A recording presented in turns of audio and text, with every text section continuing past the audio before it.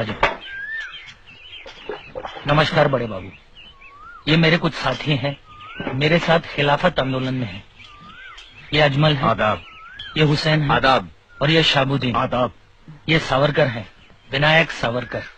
वही सावरकर जिन्होंने जहाज के ऊपर से समुद्र में छलांग लगाई थी? हाँ हाँ, 11 बरस काला पानी में रहने के बाद अब ये यहाँ आए हैं। 11 बरस? हाँ जनाब, आपको कितने वर्षों की कैद हुई है? 50 वर्षों की।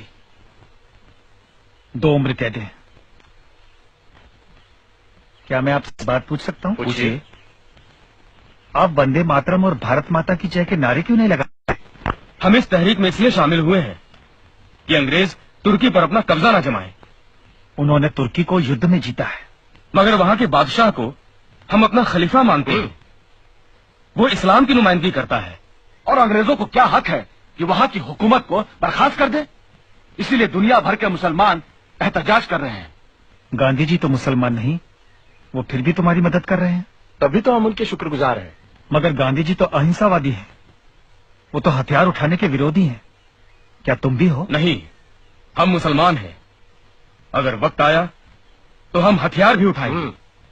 अगर तुम गांधी जी की शिक्षा ही नहीं मानते तो उनके साथ क्यों हो? हम गांधी जी के साथ नहीं हैं, गांधी जी हमारे साथ हैं।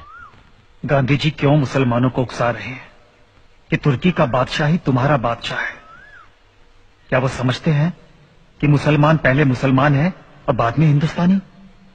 मैं अब समझ गया कि मोपला मुसलमानों ने खिलाफत आंदोलन के जोश में आकर हिंदुओं पर इतने अत्याचार क्यों किए, क्यों वहां हजारों हिंदुओं की हत्या कर दी गई, हजारों हिंदुओं को मुसलमान बना दिया गया, सैकड़ों औरतों का शील भंग किया गया, बच्चों को काट दिया गया।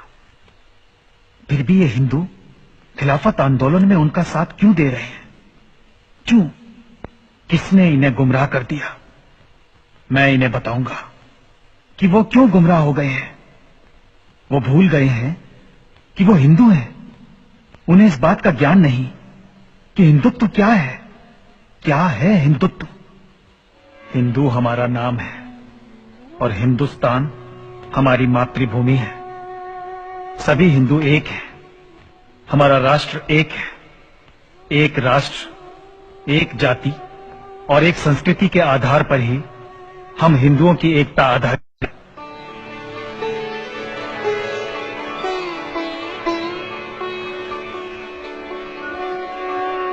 वे सभी व्यक्ति हिंदू हैं जो हिमालय से समुद्र तक इस समग्र देश को अपनी पितृभूमि के रूप में मान्यता देकर वंदना करते हैं, जिसकी धमनियों में उस महान जाति का रक्त प्रवाहित हो रहा है जिसका मूल सर्वप्रथम सप्त सिंधुओं में परिलक्षित होता रहा है और जो विश्व में हिंदू नाम से सुविख्यात है।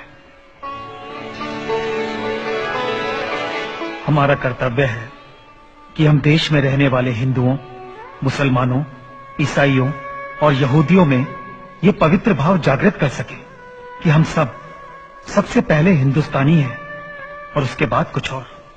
भारतीय राष्ट्र का सारभूत विवेचन जो इस काल कोठरी में किया गया, वो सीखचों के बीच में से कैसे बाहर निकल गया और कैसे प्रकाशित होकर लोगों के पास पहुंचा, किसी को कुछ